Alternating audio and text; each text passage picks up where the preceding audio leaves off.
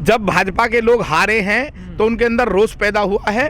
रोष पैदा होने के बाद में वो वहाँ टीएमसी के कार्यकर्ताओं से भिड़ रहे हैं। भिड़ने की जरूरत थोड़ी है भाई, आप लोग हार गए, आप हार को पचाइए, आप लोग क्यों हारे इस पे मंथन करिए। तो इस तरह की नेशनल मीडिया में खबरें चल रही हैं कि भाई वहाँ पे उपद्रव हो रहा है, लोग मर रहे हैं। वो लोग अपनी वजह से मर रहे हैं। वो वहाँ पे जब आप लड़ाई होगी, मैं आपसे लड़ने लगूँ तो लड़ाई में एक ना एक का तो नुकसान होगा।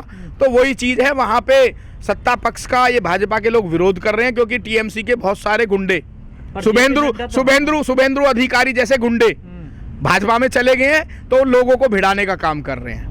इसमें भाजपा का मैं सीधा सीधा रोल नहीं मानता। शुभेंदु अधिकारी जो तथाकथित नेता हैं वहाँ के, जो टीएमसी को छोड़ के गए इसको ममता को हराने के लिए, अब वो वहाँ पे उपद्रव फैला रहे हैं। मैं सीधा सीधा आपके चैनल के माध्यम से बता रहा हूँ, सबसे बड़ा गुंडा तो शुभेंदु अधिकारी है ना। सबसे बड़ा गुंडा टीएमसी का जो ये नेता था तथाकथित, ये भाजपा में चला गया। ये जितने भी वहाँ पे जब ये टीएमसी में था तब भी जो भी वहाँ पे उपद्रव होते थे यही उनको संचालित करता था। अब ये शुभेंदु अधिकारी पहुँच गया है भाजपा में, तो इसको पूरा बल मिल रहा है केंद्र सरकार से और सेना भी इसको मिल रही है सिक्योरिटी के लिए। ये वहाँ अपने कार्यकर्ताओं को, जो भाजपा के कार्यकर्ता हैं, उनको भड़ा के टीएमसी के कार्यकर्ताओं से भिड़ा रहा है। और जब भिड़ता है तो भाई की छवि खराब की जा रही है क्या? बिल्कुल, ये तो आप शुरू से देख लीजिए।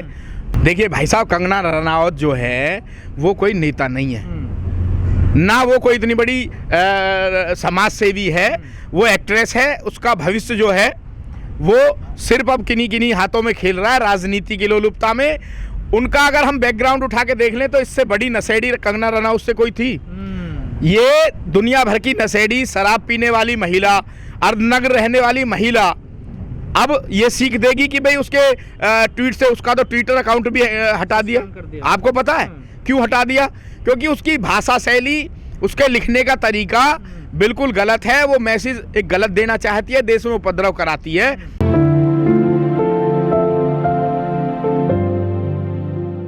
और वहीं नहीं, यूपी में भी आप देख लीजिए, 3050 सीटें थी जिला पंचायत की, उसमें किस तरीके से भाजपा का किला ढहा है ये आपने देखा होगा। जो उनके बिल्कुल एकदम क्षेत्र थे, जैसे मथुरा, काशी, अयोध्या, वहां पर भी वो लोग हारे हैं। जिला पंचायत चुनाव हारे हैं क्योंकि जिला पंचायत का चुनाव था। बंगाल में विधानसभा का था और राज्यों में विधानसभा।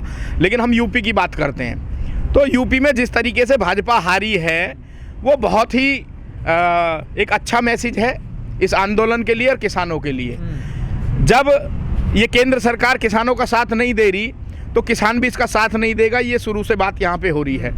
बंगाल में हम लोग, हमारे जो अगवा थे संयुक्त मोर्चा के, वो बंगाल में गए और उन्होंने वहाँ पे भाजपा के खिलाफ प्रचार किया। उन्होंने ये नहीं कहा कि पर्टिकुलर कि भाई आप ममता को जिताओ, कांग्रेस को जिताओ या और किसी पार्टी को, लेफ्ट को जिताओ। उन्होंने कहा कि भाई ये लोग दमनकारी हैं, किसानों का दमन कर रहे हैं, इनको वोट ना दे के आप किसी को भी वोट करें। तो लोगों की समझ में बात आई और उन्होंने वहाँ पे ममता बनर्जी को, क्योंकि वो वहाँ पे सिटिंग मुख्यमंत्री थी, तो उनको वहाँ पे बहुमत दे के बहुत बड़े बहुमत के साथ जिता दिया। लेकिन प्रमोद जी, जब से बहुमत मिला है टीएमसी को जी, तब से वहाँ की बड़ी खबरें आनी, बड़ा बवाल सा मचा हुआ है। देखिए, आप लोग सब एकदम जागरूक लोग हैं, आप जानते हैं, पत्रकारिता कर रहे हैं। वहाँ पे कोई भी ऐसी चीज़ें नहीं हो रही हैं जिससे आपको ये लगे। पूरा देश का प्रधानमंत्री 24 रैली, देश का गृह मंत्री 42 रैली, पूरा मंत्रिमंडल वहाँ पे पड़ा था। ममता की छवि को ही तो खराब कर रहे थे कि भाई ये उपद्रवी है, इसके राज में उपद्रव होते हैं, ये आरएसएस के लोगों को मरवाती है, ये वहाँ पे हिंदुओं की हत्या करवाती है। इस तरह का तो प्रचार नेशनल मीडिया पे चल रहा था, आपने तो देखा टीवी पे।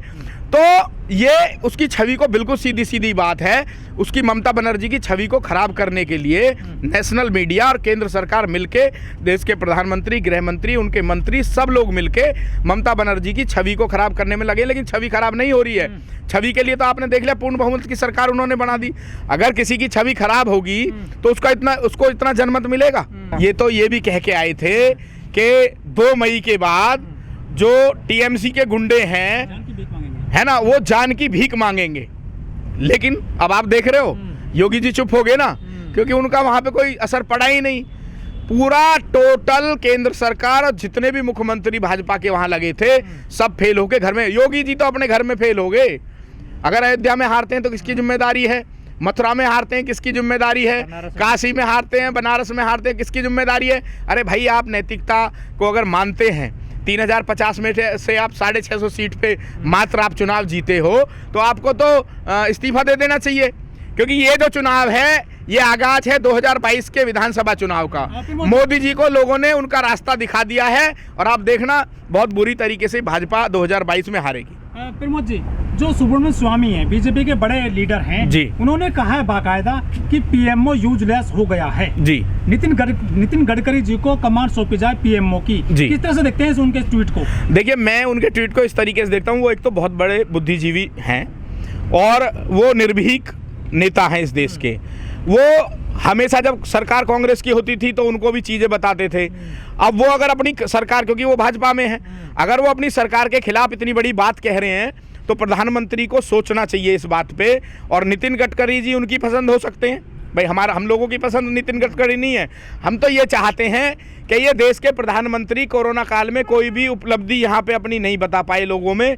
आम लोग ऑक्सीजन के और खाने के और बेरोजगारी से त्रस्त हैं, तो देश के प्रधानमंत्री को इस्तीफा दे के तुरंत जो है दोबारा चुनाव कराने चाहिए इस कोरोना काल को ख़त्म होने के बाद में। अब नितिन गडकरी जी के लिए अगर वो मांग करें तो उनकी पसंद हो सकती है, लेकिन वो वाकई सुब्रमण्यम स्वामी जो हैं बहुत ही बुद्धिजीवी व्यक्ति हैं। पूरी भाजपा को विचार करना चाहिए, देश के प्रधानमंत्री गृह मंत्री को विचार करना चाहिए, विपक्ष को भी विचार करना चाहिए कि अगर वो इतना बड़ा बयान दे रहे हैं कि भाई वो बिल्कुल एकदम फेल हो गए हैं, तो ये सच्चाई भी आप लोग देख रहे हो।